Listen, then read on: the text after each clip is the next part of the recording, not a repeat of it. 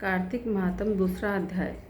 श्री कृष्ण भगवान बोले, हे प्रिय, जब गुणमती ने राक्षस द्वारा अपने पिता और पति का मरना सुना तो बहुत दुखी हुई और रोने लगी। हे स्वामी, हे पिता, आप मुझे छोड़कर कहाँ चले गए? मैं आपके बिना क्या करूं? अब मेरे भोजन वस्त्र का प्रबंध कौन करेगा? अब मैं किसकी शरण लूं? मैं विधवा हो गई। विधाता का मेरे ऊपर बड़ा कोप हुआ। मैं कैसे जीऊं?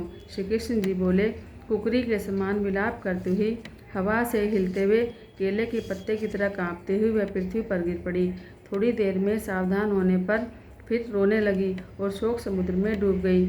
उस गुणवती ने घर की सब वस्तुएं बेचकर यथाविधि से अपने पति की पारलौकिक क्रिया की और उसी नगरी में विष्णु भगवान की भक्ति में लगकर इंद्रियों को वश में कर शांति से रहने लगी और मरने तक एकादशी और कार्तिक मास के व्रत आदि करती रही। हे प्रिय, यह दोनों व्रत मुझे अत्यंत प्यारे हैं, जिसके करने से भोग और मोक्ष की प्राप्ति होती है, पुत्र और संपत्ति मिलती है। कार्तिक की तुला राशि पर सूर्य आने पर महापापी जो भी प्रातःकाल स्नान करते हैं वे भी मुक्ति को प्राप्त करते हैं। जो मनुष्य स्नान, जागरण, दीपदान, तुलसी का पालन करते हैं वे विष्णु के रूप हैं। विष्णु भगवान के मंदिर में झाड़ना, सतिया काटना, विष्णु की पूजा आदि का कार्य जो मनुष्य करते हैं वह जीवन मुक्त होते हैं। इस प्रकार वह गुणवती हर एक वर्ष कार्तिक व्रत और विष्णु भगवान का नित्य ही पूजन करती रही। एक समय वृद्धावस्था के कारण दुर्बल होने से, रोग और ज्वर से पीड़ित होने पर गंगा स्नान को गई।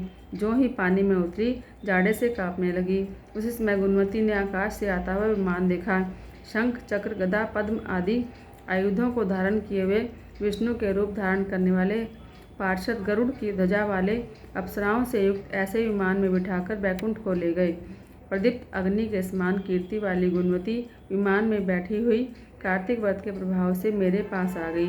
जब ब्रह्मादि देवताओं की प्रार्थना से मैं पृथ्वी पर आया तब वे गण भी मेरे साथ आए।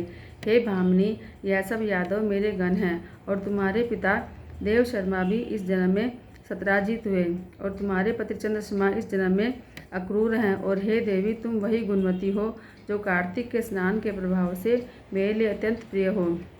तुमने तो मेरे मन मंदिर के सामने तुलसी का बगीचा लगाया, उसी से यह कल्पवृक्ष तुम्हारे आंगन में है। कार्तिक में जो पहले तुमने दीपदान किए हैं उसी फल से तुम्हारी सुंदर देह और घर में लक्ष्मी जी का निवास है। जो संपूर्ण व्रताधिक पति स्वरूप भगवान को अर्पण किए थे, इसलिए तुम मेरी पत्नी बनी।